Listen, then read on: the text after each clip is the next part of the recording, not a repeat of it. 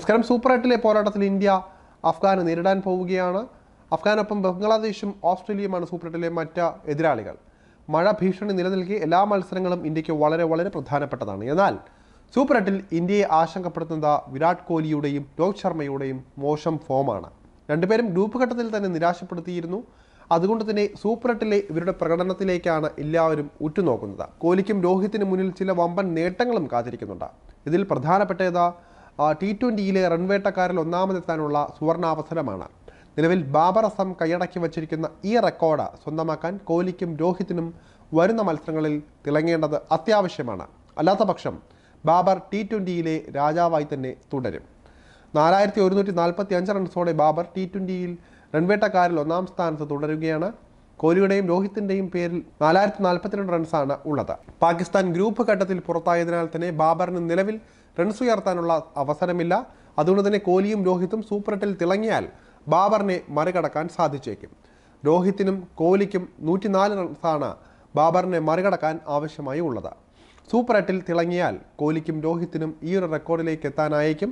ഇത്തവണ സാധിച്ചില്ല എങ്കിൽ ഇനിയൊരു അവസരം ഇവർക്ക് ലഭിച്ചേക്കണമെന്നുമില്ല. കാരണം T20 ലോകകപ്പിന് ശേഷം രോഹിത്തിനെയും കോഹ്ലിയെയും ഇന്ത്യ T20 ഫോർമാറ്റിൽ നിന്ന് പുറത്താക്കുമെന്നാണ് വിവരം. ഒപ്പം തന്നെ ഗൗതം ഗംഭീർ ഇവർക്കെതിരെ ഉണ്ട് എന്നുള്ള റിപ്പോർട്ടുകളും കഴിഞ്ഞ ദിവസങ്ങളിൽ വന്നിരുന്നു. എന്നാലും T20 ക്രിക്കറ്റിൽ യുവതാരങ്ങൾക്ക് പ്രാധാന്യം നൽകാനാണ് ഇന്ത്യ ആഗ്രഹിക്കുന്നത്. അതുതന്നെയാണ് ഗംഭീറും ലക്ഷ്യം വെക്കുന്നത്. അതുകൊണ്ട് തന്നെ കോഹ്ലിക്കും രോഹിത്തിനും ഇത് അവസാന അവസരം കൂടിയാണ്. ഈ ഒരു മത്സരം കഴിഞ്ഞാൽ ഒരുപക്ഷെ ഇരുവരും ടീമിൽ ഉണ്ടാകുമോ എന്ന് പോലും സംശയമായിരിക്കും. എല്ലാവരും ഇവരെ കരുതി വച്ചിരുന്നത് ലോകകപ്പിലേക്കാണ്. അത് കഴിഞ്ഞാൽ അവരുടെ അവസരം ഒരുപക്ഷെ കുറഞ്ഞേക്കാം. സൂപ്പർ 8-ഉം കടന്ന ഇന്ത്യ സെമിയിലേക്ക് എത്തുമോ എന്നാണ് ഇനി കണ്ടറിയേണ്ടത്.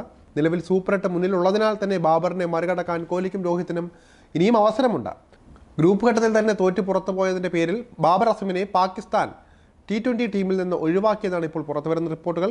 T20 ലോകകപ്പിൽ അടക്കം ബാബർ നിരാശപ്പെടുത്തുന്ന പ്രകടനമാണ് നടത്തിയത്. മാത്രമല്ല ബാബറിന് ഇനി T20 ഈ ഒരു ലോകകപ്പിൽ അവസരമില്ലാത്തതിനാൽ തന്നെ ഇവിടെ ആ ഒരു ഘടകവും കൂടി രോഹിത്തിനും കോഹ്ലിക്കും അനുകൂലമായി വരുന്നുണ്ട്. അമേരിക്കയിലെ പിച്ചിൽ ബാറ്റിംഗ് ദുഷ്കരമായിരുന്നു ഇന്ത്യൻ ടീമിനെ സംബന്ധിച്ച. കൂടാതെ ഇവിടെ ബാറ്റ് ചെയ്ത അനുഭവ സമ്പത്തും ഇന്ത്യൻ താരങ്ങൾക്ക് കുറവായിരുന്നു. അതുകൊണ്ട് തന്നെ പ്രകടനം നിരാശപ്പെടുത്തുകയും ചെയ്തു. ഈ ഒരു കാരണങ്ങളാണ് വിശദീകരണമായി പറയുന്നത്. എന്നാൽ സൂപ്പർ 8-ൽ വെസ്റ്റ് ഇൻഡീസുമാണ് വേദിയായി വരുന്നത്. രോഹിത്തും കോഹ്ലിയുമെല്ലാം ഇവിടെ നിരവധി മത്സരങ്ങൾ കളിച്ചിട്ടുമുണ്ട്. ഈ അനുഭവ സമ്പത്ത് ഇവരെ ഫോമിലേക്ക് എത്തിക്കുമോ എന്നാണ് കണ്ടറിയേണ്ടത്. ഇവിടെയും ഇവർ ഫോമിലേക്ക് എത്തിയില്ല എങ്കിൽ അത് ഇവരുടെ മാത്രം കഴിവുകേടായിട്ടായിരിക്കും ചിത്രീകരിക്കുന്നത്. സൂപ്പർ 8-ൽ ഇവരുടെ പ്രകടനം ഇന്ത്യക്ക് വളരെ നിർണായകമാണ്. രണ്ട് സീനിയർ താരങ്ങളും ചേർന്ന് ഓപ്പൺ ചെയ്യുമ്പോൾ പവർ പ്ലേ പ്രതീക്ഷിച്ച പോലെ മുതലാക്കാനുമാകുന്നില്ല. അതുകൊണ്ട് തന്നെ യശസ്വി ജയ്സ്വാളിനെ ഓപ്പണിങ്ങിലേക്ക് തിരികെ കൊണ്ടുവരാനും സാധ്യതകളുണ്ട്. അതെന്തായാലും ഇന്ന് നടക്കുന്ന മത്സരം അഫ്ഗാനുമായുള്ള മത്സരത്തിന് ശേഷമായിരിക്കും ഇതിലൊരു അന്തിമ തീരുമാനമുണ്ടാവുക.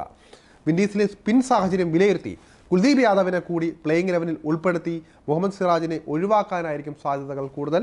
അഫ്ഗാനെ എന്തായാലും എഴുതി തള്ളാനാകില്ല. ചെറിയ ടീമല്ല.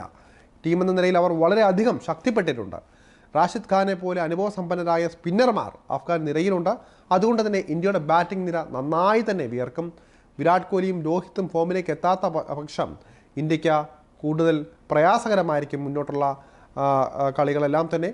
ഋഷഭ് പന്തും സൂര്യകുമാർ യാദവും പരിക്കിൻ്റെ പ്രശ്നങ്ങൾ നേരിടുന്നുണ്ടെന്നും ഇപ്പോൾ സൂചനകളുണ്ട്. എന്തായാലും ഇന്ത്യയുടെ ബാറ്റിംഗ് നിര നിലവാരം കാട്ടിയില്ലെങ്കിൽ അഫ്ഗാനോട് ഇന്ത്യ തോൽക്കാനുള്ള സാധ്യത തള്ളിക്കളയാനാകില്ല.